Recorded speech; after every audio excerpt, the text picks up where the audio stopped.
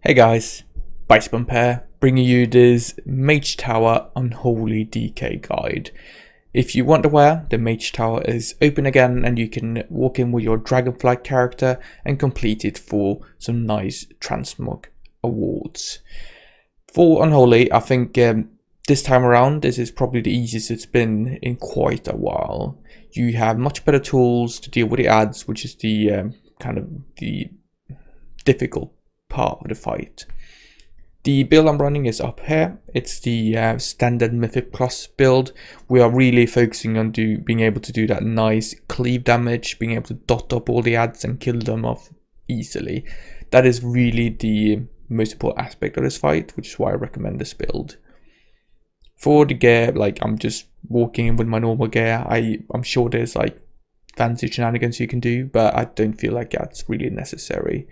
I just use my normal Dragonflight enchants, that kind of thing. I know there's tech to do some, use heirloom weapons, that kind of thing, but I don't want to do that because I feel like I don't want to give a guide which is not representative of the average player. We'll see. Anyway, we're going to jump into it and I will talk you through my kind of decision making and how you're going to deal with all the different mechanics. First of all, we're going to use our opener here. That's going to be Army, followed by a Naked Skirt Strike, and then Blight, and then using all the other cooldowns like Dark Transformation, Abomination Limb, and Holy Assault with our puzzle box, and then Apocalypse. Quite quickly, we're going to spawn these ads, right? The thing is that when you use Blight and DT, essentially they're just going to get cleaved on immediately. And if you don't, just press an Epidemic and they're going to die. The general idea that you're going to see me do quite a lot here is that whenever there are ads, I'm going to dot them up and I'm going to use Epidemic to cleave them down. These healer ads, right, it's very important that you drop them, otherwise they're going to heal the boss significantly. Luckily, the build I posted, we have double grip, we have fixate, we have blinding sleet, we have our pet stun, we have so many tools to make sure they don't cast. Obviously, our normal interrupt as well. I tend to just grip them, maybe use a blinding sleet on both of them if I can get a good interrupt there. Try and dot them up early, that kind of thing. Quite quickly, we're going to bring down to 50% where we're going to move across the room. Not quite yet.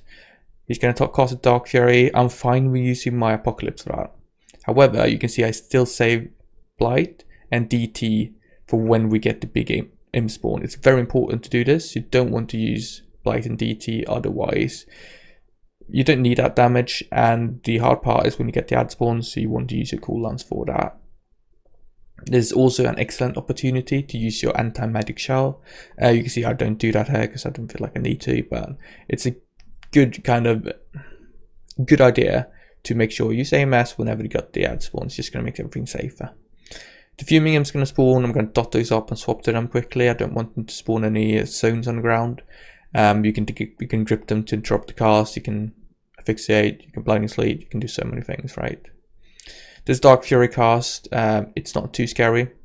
Like, sure, if it goes on forever, it's going to be bad, but generally, you don't need to designate any cooldowns. You can see in this case, I grip one of the healer ads, I stun the other, and I deal with them quickly. We've got the imps again. I'm going to use my Blight and DT. Make sure they're all dotted up, and then I'm going to Epidemic until they die. And you can see they really die quickly. I think I should have used my Abomination Limb there to get some more use out of it, but it's not too bad. This part of the fight is quite chill, right? As long as you deal with that quickly, it's going to be much more easy because you can concentrate actually dodging things. These bowlers, they are dangerous. I don't think they will one-shot you, but if they do hit you, they're going to stun you. So you're going to have to press your Icebound Fortitude immediately in that case. You see there, dot killed my pet. That happens if you're out of range, right? The boss is going to start hitting the pet and potentially kill it. We got the healing ads. I'm blinding sleet on those, deals with them very easily. We got the Dark Fury. I commit my Apocalypse to that one. Have a look to make sure there's no boulders coming through. And I'm saving my Blight and DT for the next set of difficult ads. There they are. We've got Blight, DT, Abomination Limb as well, spam some epidemics, and you see they die in just 3 seconds. The Blight TT cooldown combined with like our dots just does a lot of damage. I jump across, we got the healing imp spawning, which is quite nice because we can dot them up on the way. Use epidemics, they're like halfway health there. So I just need to grip one, easily kill them, and move on. I have my army up again, I'm going to commit that. You know, you might want to use it when you know the ads are coming, so you can come out without the cooldowns, but it doesn't matter that much, right? Alright, we make sure that we dot up the boss, make sure that's up, deal damage. We're going to get one nasty overlap at the end, fuming and spawning, so we dot that up, and then we move across. We're going to get some ad spawns here, we're going to use Blight DT, just to make sure we murder everything, and then focus the boss. It might be tempting here to kind of funnel the boss, but it's really much more important to make sure you actually deal with the ads. So I can press AMS there, that was a bit low. Just epidemic, grip in. Oh, that was the wrong button, I think. And then you interrupt the fury there, and then you kill the boss. Right. Cool. As I said, to summarize, save your Blight and DT for when the ads show up. You can commit Apocalypse for the shield, but it doesn't matter that much. Make sure you interrupt the healing ads, and you're going to be completing this quickly and easily, I believe.